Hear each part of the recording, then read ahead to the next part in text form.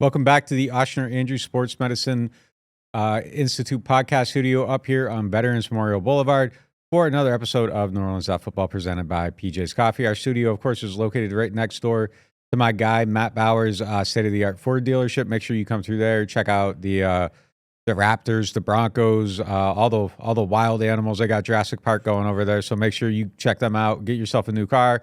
Christmas season's coming up. Treat yourself. No one's going to love you more than you love you. So get that taken care of and start every day with a cup of PJ's coffee.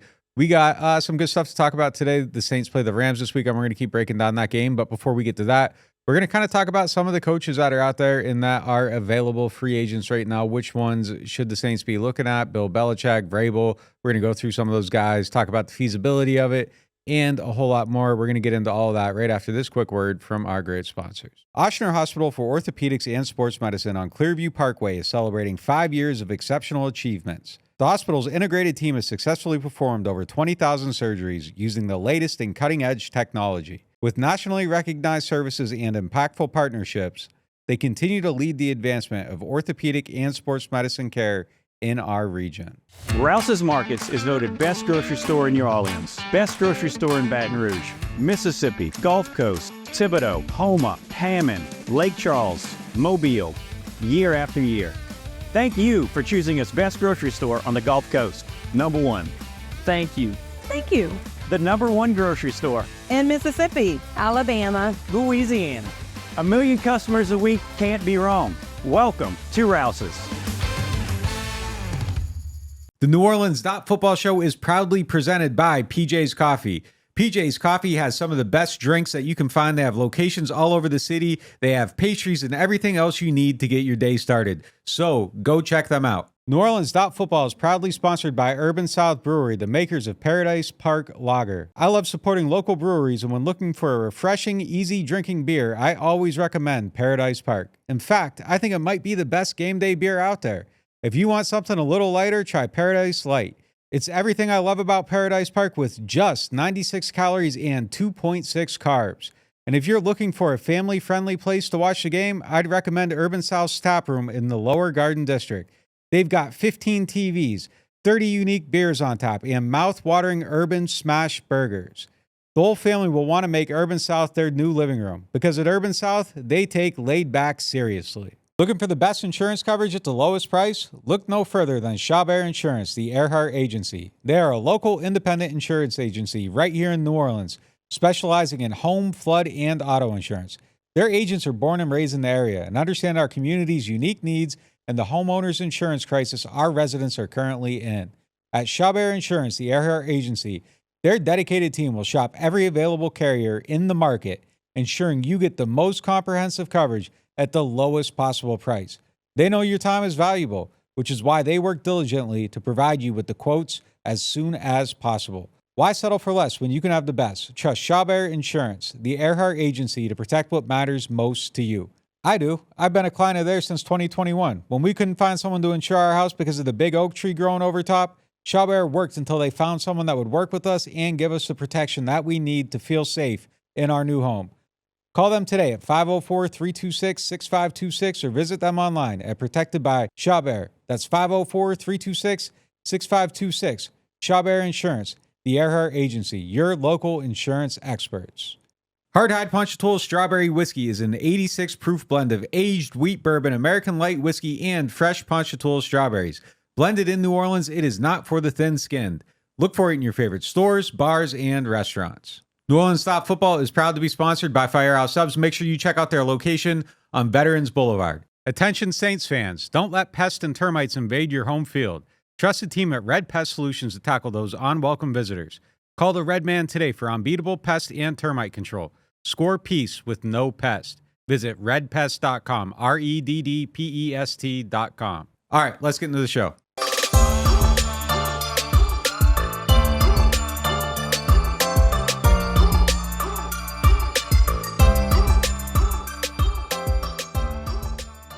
If you are not signed up for NewOrleans.Football, make sure you fix that today. NewOrleans.Football/subscribe. Use the code NOF. Save 20% off your first payment. Little Black Friday deal going on there. Make sure you hit it up. Lasts for a week, and then we're shutting it down, so make sure you jump on that today. You get all of our news, our analysis. Post-game shows go up almost a whole day before everybody else gets them.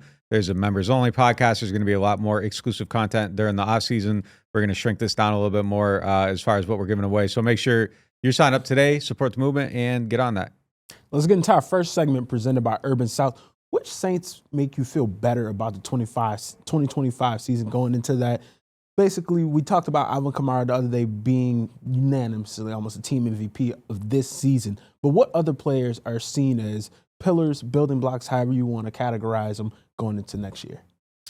Top of the list. I mean, for me, he's going to get healthy. He's going to come back. He's going to keep playing. And for me, it's Chris Olave. But I think you do need to get Chris Olave into a different type of role to where he's not necessarily being leaned on as like Philly has a guy to offset the Slim Reaper, right? Like you got to get someone to offset Chris Olave so that he can be in a Devonta Smith type of role. And he can do a little bit more. Devonta Smith is like 160, 170 pounds. Like he isn't a huge dude.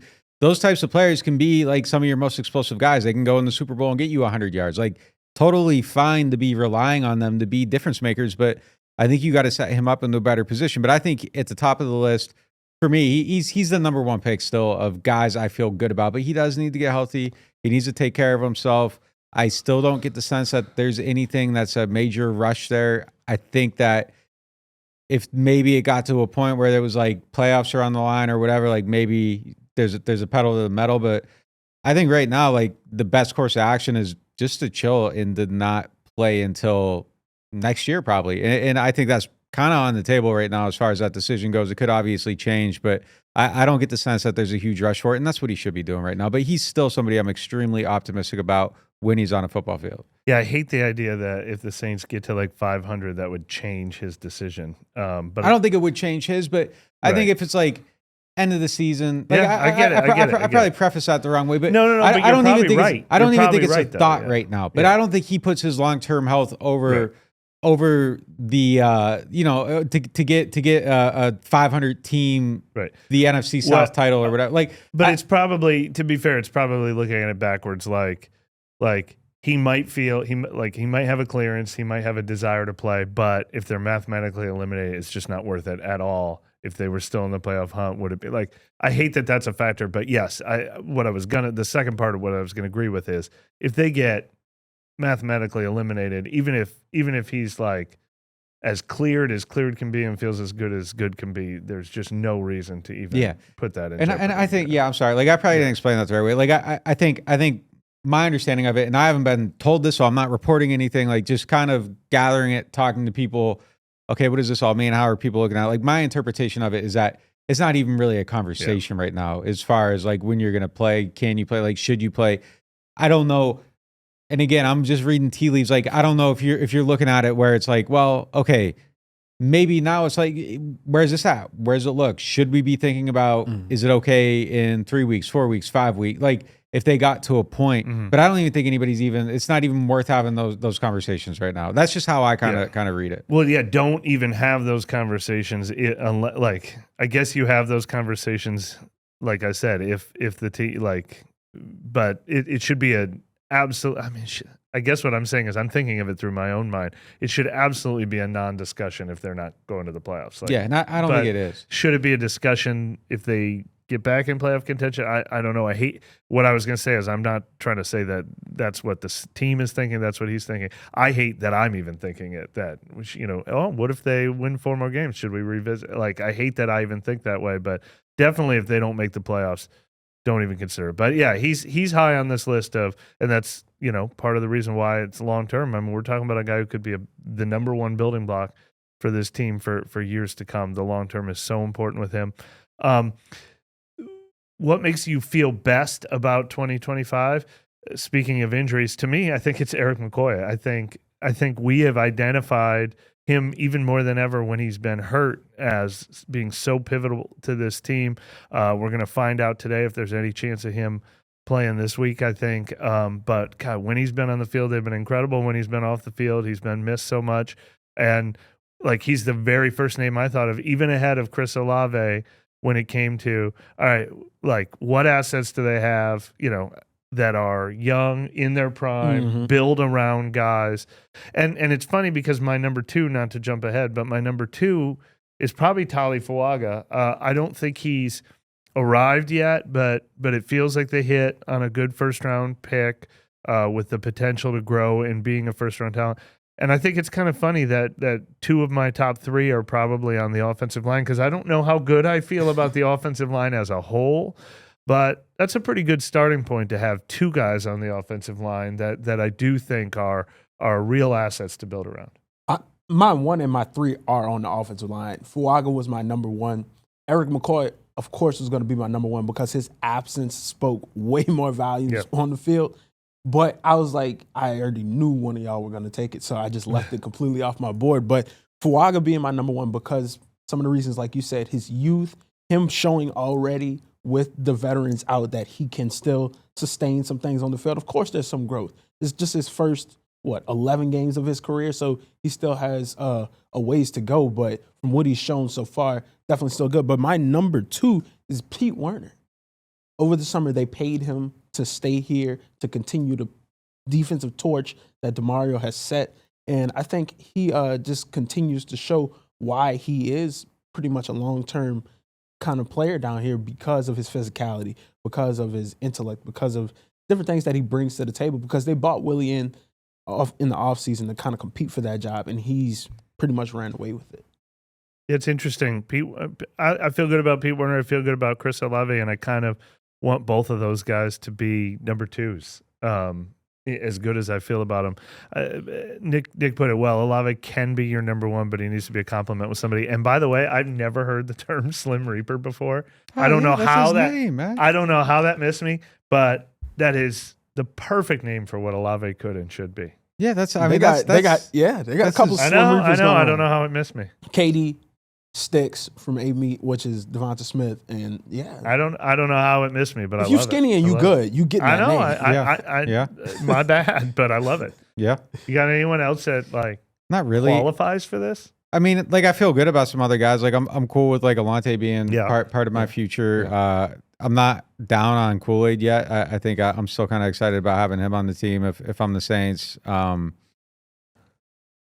But I mean, that's probably about it as far as young guys right now that you're kind of treating as, in the terms of building block. I don't know that there's anyone that I feel like is foundationally the centerpiece of a rebuild or anything like that. So, Shaheed obviously someone you feel good about too, but yeah, I think that probably exhausts the list for me. Yeah, I don't mind Brazee being a part of my team. I don't think he's necessarily build around guy, but I want him on a defensive line that needs to be revamped.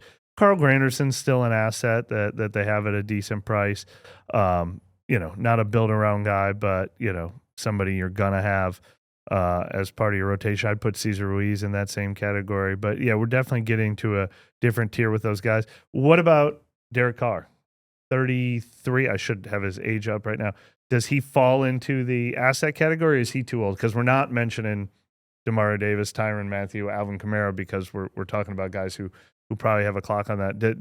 When we're talking about, I mean, obviously you're trying to replace him. Yeah. I mean, he's out. He's He's more in aged that out of that category. category. He's more in that. It's not even the age. It's just someone that you're trying to improve upon. That's the opposite of a building block. Yeah, exactly. Yeah. That's a really good point. And we'd have to go through every team with a comb to answer this question, but just your gut feeling when we listed the guys we just listed is, are they a bottom 5 team and a bottom 10 team? Are they better than some people think? I remember Bill Barnwell ranked them as the team with the bleakest future. I know their cap situation had something to do with that, but those guys we just listed, how many teams do we think are worse off than the Saints if you're going to list off future assets? Are they probably bottom 10? McCoy, Olave, Shaheed, Fuaga, Werner, Alante, and McKinstry. There's teams that are in a rebuild right now who still haven't hit on anything. That's got to be better than the Panthers. Right. It feels like it might be better than the Titans, the Raiders. There's probably a lot of teams worse off. But. What are we talking about here? In what sense? If you were going to do this exercise for all 32 teams, is that a decent cupboard or is that It's a decent cupboard. I mean, but it depends what you have around it too. And I still think I still think they got some decent other old guys on the team. Like Taysom's an asset. You aren't including them in here, so Yeah, it kind of Alvin, makes it hard to compare it to like the Panthers. I don't know if you're just stripping it down though, like yeah, probably not. Like because you don't have a Pro Bowler or an All Pro in your young core right now, so that's probably not a great situation. I guess McCoy's one, but I mean, if your center's your only Pro Bowler, that's probably not a good or great situation to be in. So yeah, it's probably bottom half of the league for sure. But I still think they have some. It's tough to make the total comparison because like some of these other guys, I still think you can be competitive with them. Derek Carr, you can be competitive with, but he isn't part of your prognosticating for 10 years down the road or anything like that. I understand. The thing that kind of stuck out to me is that there is only one A-ish tier player in McCoy. McCoy is automatically an A-tier player, but Chris Olave, we talked about it kind of off and on, that fringe between that first and second tier. When he comes back, if they bring in somebody to kind of compliment him, to take away some things, can he jump to that A-tier? He's an A-tier player to me. So I'm not. Okay. I don't even, he is. He's an A-tier talent. He got hurt this year. I mean, he's 1,000-yard guys first couple of years. I mean, that's an A-tier player. You wouldn't, if I ask you Slim Reaper, is he A-tier? You're going to be like, yeah, he's had 2,000-yard seasons. So he's absolutely an A-tier talent, A-tier player. He just had a lot of concussions this year. I thought Olave could be better than Devontae Smith, and I don't put Devontae Smith in that category. So I hope Olave is better. I mean, like we said, the true number ones, and when we talked about ones who could be true number ones at his size, I think we said Stephon Diggs. I think we said maybe Amon-Ra St. Brown, even though he plays a little more physical. I don't think we've seen Olave get there yet, but I keep thinking he has the talent to get there, and I think it was the concussions that stopped him from getting there this year. I think he was going to get there this year. Man had 1,200 yards, 5 touchdowns last year. That's pretty good to me. Like that's a building block to me. And on a winning team, that player's a Pro Bowler. Yeah. So I mean, that's an A-tier player to me. A-tier talent for sure. With Pete Carmichael as his offensive coordinator. That's a good point. I mean, playing the last 5 games with the sprained ankle. I mean, I don't know. Like I don't know what else he needs to show. Like he's shown it to me for what he is. Okay. Is he better than Mike Thomas? No, he's not. But like. You drafted a 6-foot-tall receiver that's 185 pounds. Like I think he's absolutely giving and producing at the height of that level that he should be. And I mean, I just don't. I don't have a problem with like he's A-tier for what he is within the definition of it. Like I'm not looking for him to be Mike Evans. Like I think it's just a completely different type of player. So for the role that he should be in, I think is that Not the X receiver as the Z. Like I think he is an A-tier Z receiver 100% on any team in the league. And I think if you are a playoff team and you could get him, I mean that guy is he could change your team. Like if you drop him on a contender, like I think he changes that team. So I mean he's absolutely. I think he's going to get paid like it too when he hits the market if he's healthy. He will.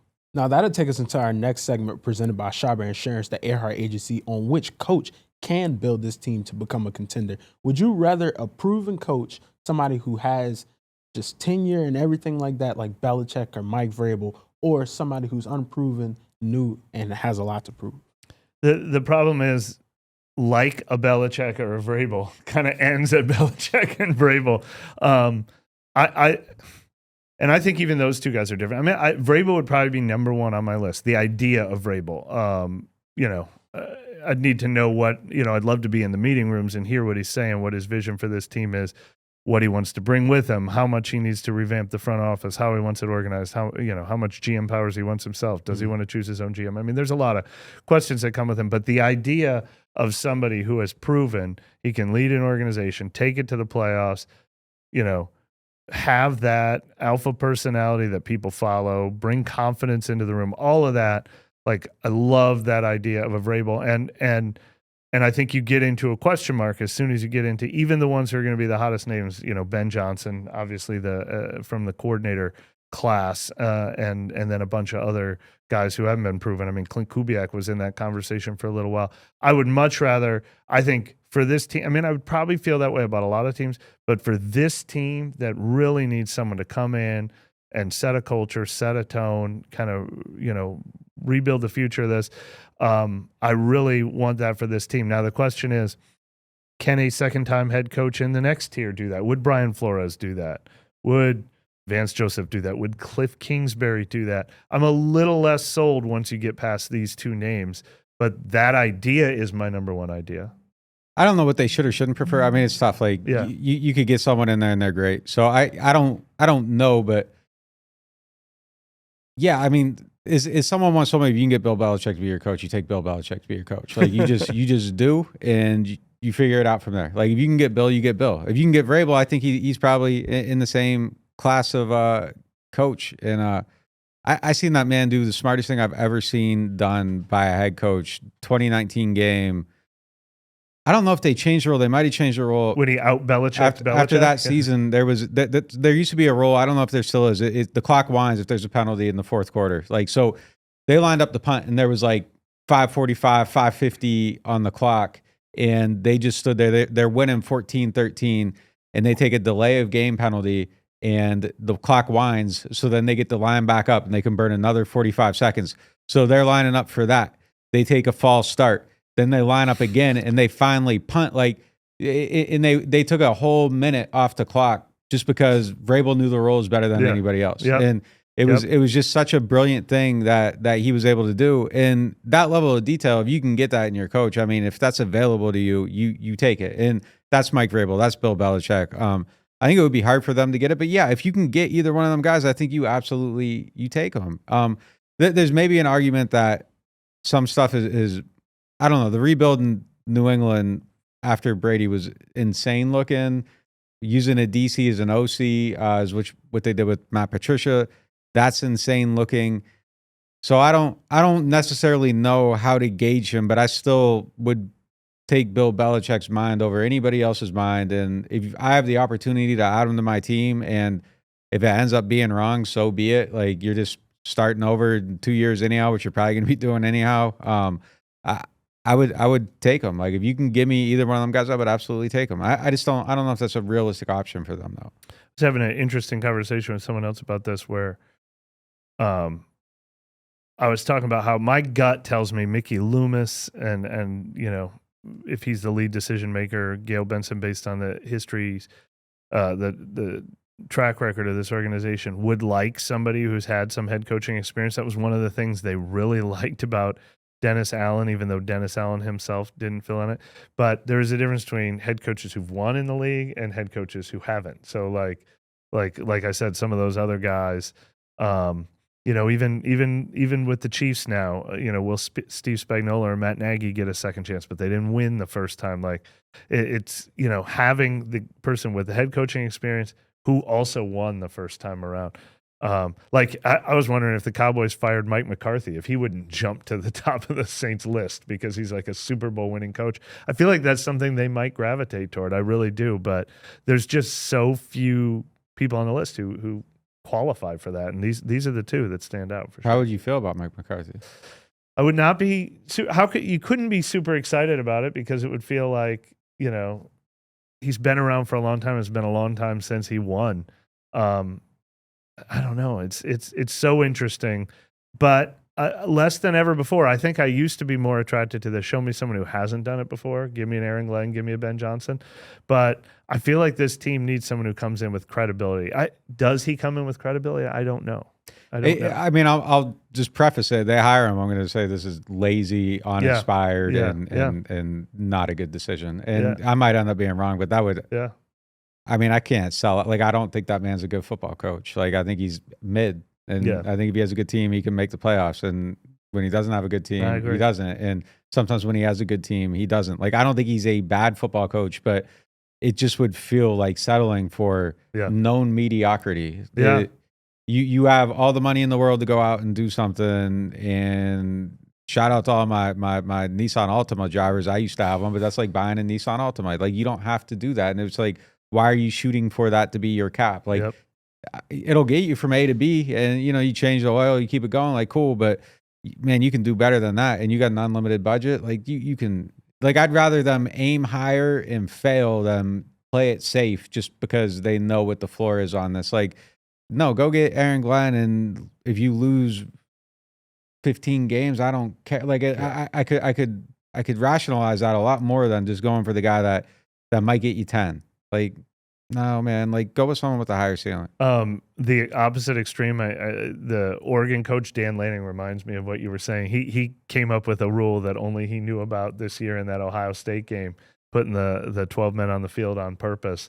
And then they had to change the rule throughout the NCAA after he did it. So maybe he's the next Mike Vrabel. So maybe that's I've never seen Belichick more pissed. Like I think he was like slamming shit. Like he was furious. Like he was furious on the sideline. And like, what can you do about it? It was brilliant. Like, it was absolutely the false start. Like, it was crazy. Like, just doing it twice. I think they did it twice and then punted back to back, and they were just it was just so smart. Yep. Mike McCarthy would definitely be a disappointment. If Fans would hate it for sure. Yeah, I'm not trying to sell that. No, for sure. I understand the scenario you were talking about, but back to if you have the chance to get the best head coach in football history, you get him. But if you have to get Vrabel or a first-timer, you explore those options fully. And I think if you get Vrabel, just described how he's Bill Belichick's student and he's learned so many things. If Belichick is still on the street, then you try to get him as some type of consultant or something like that to add his wealth of knowledge on top of what you already bring to the table. And if you can't do any of those, then yeah, you go get somebody. At top of my list would be an Aaron Glenn type guy who can just create a culture in your locker room to help foster growth and just a new era. I think a new era is very important out here going forward. And look, Vrabel, he has the Ohio State connection between Chris Olave and Mike Thomas and Pete Werner. But Belichick, I just think the length of time that he's been in the league compared to the length of time that Mickey and them have been in charge, like, I don't know how that would really work out. So interesting to see. The coaching search is going to be a very exciting time, though. A new time, it was like for everybody. So, yeah. Let's get into our next segment presented by Aaron Rose. Which matchups matter most in Rams at Saints? I mean, we've talked about it a lot, but you have to start with their receivers against the Saints DBs. Most notable, I mean, that would be true no matter what, but it's most notable considering the way Puka Nacua went off against them last year, late in the season. Demarcus Robinson even went off on them. Cooper Kupp was, decent in that game by his standards, but all three of those guys are healthy right now. The running back, Kyron Williams, catches the ball. Matthew Stafford has thrown for like 290-plus yards in like 4 of his last 5 games. That's the one. And it's Alontae Taylor, and it's Kool-Aid McKinstry, and it's Ugo Amadi in the slot. And they're among the most important players on the Saints. I mean, what a test for them. Every snap they're on the field, is both super important to them winning this game and super important to evaluating them for the future and deciding if they belong on that list that we talked about at the beginning of this episode. It's really the Saints kind of versus like themselves in that scheme. That's really the biggest matchup. Just they got so shattered by it last time. They just got to be disciplined. They got to have their eyes right. They got to not be making mistakes, shooting themselves in the foot. And if they do all those things, I think it's a huge issue. I was kind of surprised that Rizzy downplayed that when I asked him about it this week, and he was like, it was more about not taking advantage of the offense and stuff. Like, no, the defense was like really, really broken in that game. So I think it was, all that stuff's true, but like your defense still got shattered by this scheme last time, and you got to be way, way better by it. I mean, you had guys getting benched. Like, it wasn't all good. Outside of that, I think it's the O-line versus the Rams D-line. They have a really good front versus Kobe Turner. There's some guys up there that can change a game, and you really got to be able to block well. Like, losing Aaron Donald really hasn't been a huge issue for them. Like, they obviously it's a hit, but like they have like a influx of talent. Like, they're pumping it through there, and I think all those guys up front are really gonna have to block well. Whether or not McCoy plays is TBD. But if he doesn't, I mean, that's a huge task for the interior because Lucas Patrick is trending towards not playing as well. So definitely something to keep an eye on. The Rams, who gave away like all their first-round draft picks for a decade, have drafted so well to replace. They got Kobe Turner and Byron Young in the 3rd round together last year, and they've totally revamped that front 7. And then Jared Verse in round 1 this year, he might become the defensive rookie of the year. You're absolutely right how quickly they remade their front 7 by drafting well. That obviously is the model the Saints need to follow here. I would say the exact opposite. The Saints pass rush against the Rams offensive line. We just saw Matt Stafford get sacked 5 times on Sunday Night Football. 2 weeks before that, he got sacked 4 times. It hasn't been that bad every week, but I was just really shocked at how he had no time to operate. Now, they are supposed to get their right tackle, Rob Havenstein, back, who's a really good player. But, we have not believed what we've seen necessarily from the Saints pass rush. They've shown like a little bit of life the last couple weeks, and we need a little more prove it from them. That's got to be an area where they can win in this matchup to give their secondary a chance. Zooming out a little bit, the matchup that just kind of stuck out to me in my head was really Rizzy showing that he's not a fluke. Showing that those first 2 games weren't just, feel-good stories, that he can actually, have his team prepared and ready to go against, even though right now their record doesn't say so, one of the juggernauts of the league in terms of the McVay coaching scheme and things like that. So I think it's important for Rizzy to just go out there, punch up at this point, because he's only gotten 2 games, punch up and then show that whatever opportunity comes at the end of the season, where it's getting the Saints job or going to get another job, that he can hang kind of with those top dogs. And then just goes without saying, I mean, the Saints go as their run game goes. Yeah.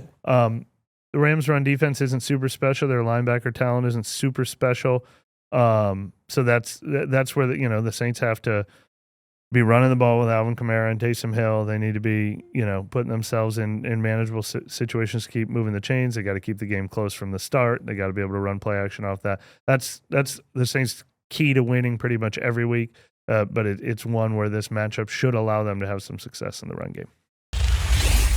Total Maintenance is one of the largest locally owned home and commercial service providers in South Louisiana. They were founded in 1980 and serve the greater New Orleans and Baton Rouge markets. And Total Maintenance wants to show some love to our NOF listeners. They have a membership program that gets you 2 tune-up visits for AC and heating, as well as club membership discounts of 15% on all repairs, half off of all diagnostic charges, and 3-year warranties on most repairs for membership clients. This is usually priced at the low price of $24.95 a month per system, but if you tell Total Maintenance that you found them through NOF, they'll lower the price to $20.95 per month per system for as long as you keep the membership active. It will never increase. Total Maintenance has a tune-up special running this summer for $79, down from the normal price of $179. This is a one-time offer for one system only. They also offer a free diagnostic on second opinions on units deemed to be unrepairable, and they offer free estimates for replacements as well as commercial maintenance programs. Services include AC and heating service and replacement, electrical service, plumbing service, as well as generator service and installation. They are Total Maintenance. Find them at tm-ac.com or give them a call at 504-841-3300, or if you're in the Baton Rouge area, 225-480-1000. There's always that one person on your holiday shopping list that's just impossible to find the right gift for. They have everything they want, and there's nothing they need. So what do? This year, head up to Boudreaux's Jewelers on Metairie Road and get that special someone a limited edition Breitling Saints watch. That's right. That's a Breitling watch with the Saints fleur-de-lis right on the face. Only 104 of these were made, so if you're looking for something special, this absolutely meets the mark. Boudreaux's Jewelers has been around since 1933, and they have a great selection of handmade jewelry, watches, and rings. It's the perfect destination for your holiday shopping. Boudreaux's Jewelers at 701 Metairie Road in Metairie. Martin Wine and Spirits is home to a selection of hand-picked barrel select bourbon, whiskeys, and much, much more. They are family owned and operated since 1946 and specialize in wine, spirits, gourmet food, gift baskets, catering, and tasting events. They have many locations, so they're never too far away. You can check them out in Metairie, New Orleans, Mandeville, and Baton Rouge, or if it's more convenient, you can always shop online. Whether you're a wine novice or a seasoned collector, you'll enjoy the Martin Wine and Spirit experience.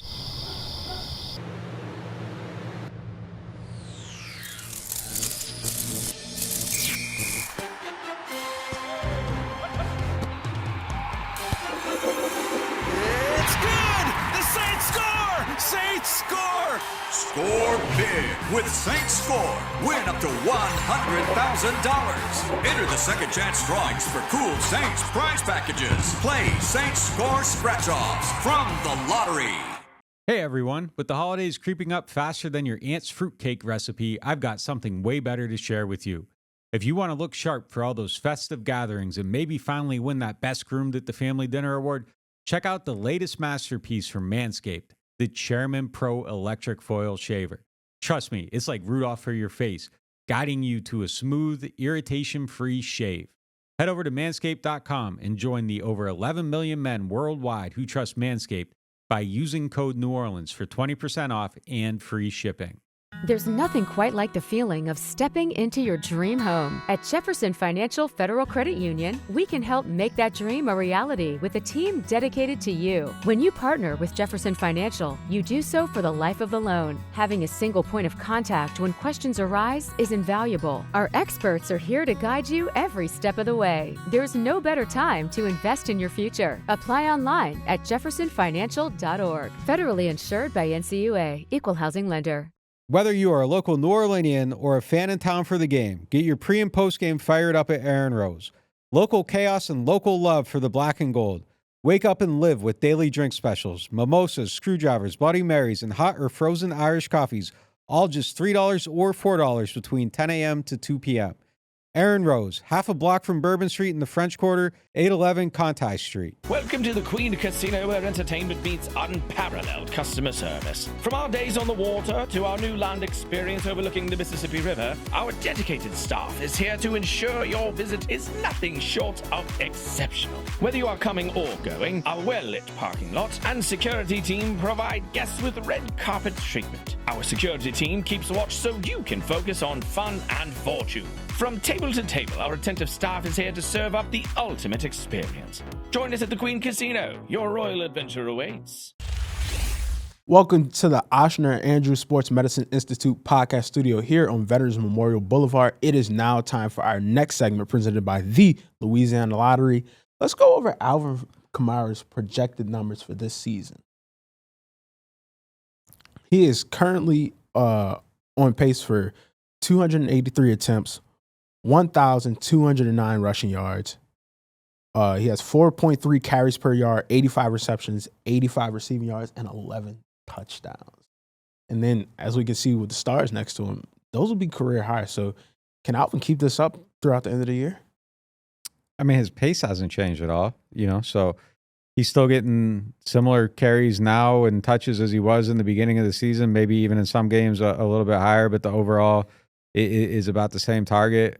If anything, I think they end up leaning on him a little bit more down the stretch now that you ain't got no receivers. So he's on pace for 1,800 total from scrimmage. I would say that. Like, I'd just stick with it. I think almost 1,900. Yeah. I mean, 2,000 is not out of the possibility. It's really not. No, I agree. I didn't think he could sustain. I mean, early in the season, that was one of our talking points is you can't keep giving the ball to Alvin 25 times a game, 30 times a game. How is he going to last? Well, I mean, we went in depth and we saw how hard he's working to last, but he's handling that workload well. Now he's coming off the bye week. Now there's a light at the end of the tunnel of this season. I see no reason. The offensive line is better. They're running the ball better. I see no reason why they're not going to keep giving him those touches. I mean, I think they should give some to Taysom Hill. We said they should give some more work to Kendre Miller soon, but I don't think it's going to slow down. I mean, he's going to shatter. The most carries he ever had in a season was 240. He's going to shatter that. He has yet to ever have a 1,000-yard rushing season. He's going to get that. Definitely getting that. He's never played 17 games in a season. The only time he ever played 16 games in a season was his rookie year, but he's held up really well with this extreme workload he's getting this year. And the most interesting one on here to me is the receptions. You remember that number earlier in his career? 81, 81, 81, 83 his first 4 seasons. It was like the thing you could count on most. He was going to get those numbers. He could surpass that too and get the most receptions of his career. So, I mean, the touchdowns is a little surprising to me. I remember we were probably like over-exaggerating early in the season when we were seeing these extreme offensive things, but I know we were talking about him as a legit like offensive player of the year candidate when he was on pace to probably have like 30 touchdowns or something early in the season, and I thought he could get to a number like 18 because this team was going to rely on him closer to the goal line. I'm a little surprised that number has slowed down as much as it has, but I think I expect him to probably increase his pace in that category as well. Yeah, you're definitely right. Before the bottom fell out, it was Derrick Henry, Saquon, Alvin, all in that same kind of span before people just started getting injured and different injuries and stuff occurred. But what's really like just interesting to me, more or less, is he's about to be 30 years old, setting career highs. Just imagine the years that were wasted wasted is the appropriate term. The years that were wasted these previous years, just not utilizing him to his full capability. It's like, man, what could have been, you know what I mean, in terms of long-term career accolades and stuff. But, I mean, Saints all-time leading rusher. Really nice. That's a really nice stat. This is the Louisiana Lottery segment in fantasy. I mean, at this point, if you have Alvin Kamara, you're starting it. But while on the touchdowns, he's only had 2 since those first 2 weeks. He had 5 touchdowns in the first 2 weeks. And then he had 1 in week 4, and he had 1 in week 6. No touchdowns in the last 5 games. Way overdue to get back in the end zone. Way overdue. No doubt. Yeah, time to get that car going again. Now it's time for the Martin Wine and Spirits questions of the day. Martin's is home to a wide selection of hand-picked barrel select bourbon, whiskeys, and more. Martin's so much more than just wine. Today's first question is, how strong is the Saints' pull factor for new signings and top head coaching candidates going into next season, and which factors do you feel are the most important in strengthening their position regarding that? Yeah, I mean, this goes back a little bit to how we started the episode. Do you look at this roster and think it's good to build around? It's probably a pretty good mix of, there are some young players, not the best young talent in the league by any stretch. That maybe not going to have a top 10 draft pick depending on, or a top 5 draft pick depending on how this season ends, some cap issues.